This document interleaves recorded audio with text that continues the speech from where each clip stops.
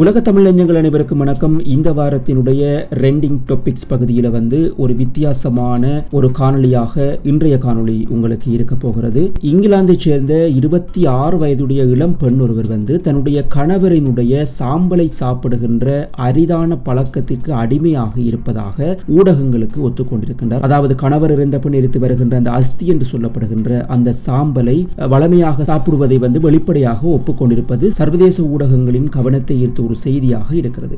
அந்த செய்தி பற்றிய முழுமையான தகவலை தான் இன்றைய காணொலியிலே பார்க்க போகிறோம். எனவே வீடியோ ஸ்கிப் பண்ணாம கடைசி வரைக்கும் பாருங்க. இந்த மாதிரி வித்தியாசமான செய்திகளை பார்ப்பதற்கு வாய்ஸ் ஆஃப் மதன் யூடியூப் சேனலையும் சப்ஸ்கிரைப் பண்ணி வச்சுக்கொள்ளுங்க.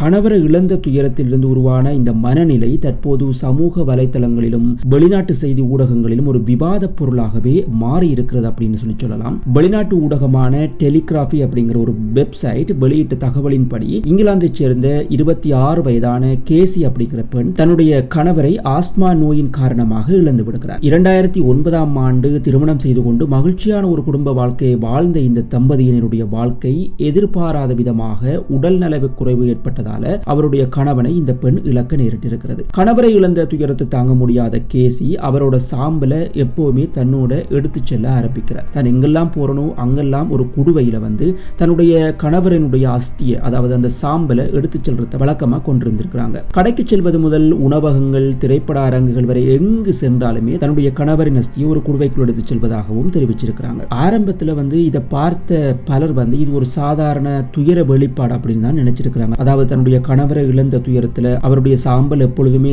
அருகிலே இருக்க வேணும் அப்படிங்கிற ஒரு துயரத்தின் அடிப்படையில் இவர் சாம்பலை எடுத்து செல்றதா தான் எல்லாருமே நினைச்சிருக்கிறாங்க. பின்னர் தான் இவருக்கு இருக்கிற அந்த பழக்கம் வெளிச்சத்துக்கு வந்திருக்கிறது. அவரும் அதை ஊடகங்களுக்கு வெளிப்படையாக ஒத்துக்கொண்டிருக்கிறார். அதாவது வெளியில ஒரு உணவகத்துக்கு சென்ற அந்த சாம்பலை தண்ணீர்ல கரைச்சு குடிக்கிறதா இருக்கட்டும், அல்லது அந்த சாம்பலை விரல்களால் தொட்டு சாப்பிடுறதா இருக்கட்டும், இப்படி அவருடைய செயற்பாடுகளை பார்த்து எல்லோருமே அதிர்ச்சி அடைய ஆரம்பித்திருக்கிறாங்க. சாம்பலோட சுவை அவருக்கு விருப்பம் இல்லை என்றும் அது கெட்டுப்போன ஒரு முட்டையினுடைய வாசத்தை கொண்டிருக்கிறது என்றும் அவர் கூறியிருக்கிறார். இருந்தாலும் அதை உட்கொள்ளுகின்ற போது ஒரு விதமான மனநிறைவு எனக்கு ஏற்படுது, அதிரடியான ஒரு உணர்வு ஏற்படுகிறது என்றும் அவர் ஊடகங்களுக்கு தெரிவிச்சிருக்கிறார். அஸ்தி கலசத்தை திறக்கிற தருணத்தில் எனக்கு ஒரு விதமான ஒரு பூரிப்பும் ஒரு விதமான மகிழ்ச்சியும் தோன்றுகிறது என்றும், கொஞ்சம் கொஞ்சமாக என்னுடைய கணவரினுடைய அஸ்தியை சாப்பிடுகின்ற போது எனக்கு ஒரு விதமான இனம் புரியாத ஒரு உணர்வு ஏற்படுகிறதாகவும் அவங்க சொல்லி இருக்கிறாங்க. இப்படி சாம்பலை கொஞ்சம் கொஞ்சமா சாப்பிட்டு கொண்டு வர்றப்ப சாம்பல் ஏதோ ஒரு கட்டத்தில் முடிவுற தருவாயில இருக்கும் அப்படிங்கிறது உங்களுக்கு தெரியும்.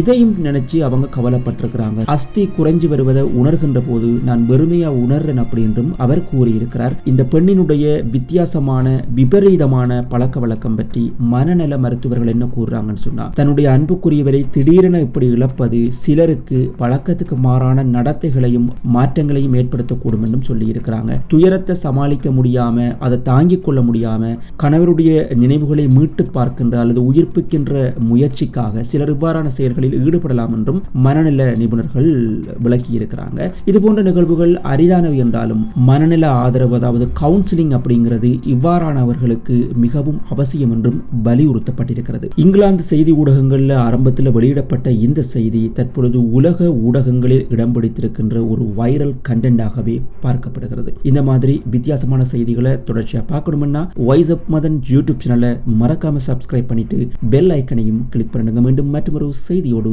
சந்திக்கலாம்.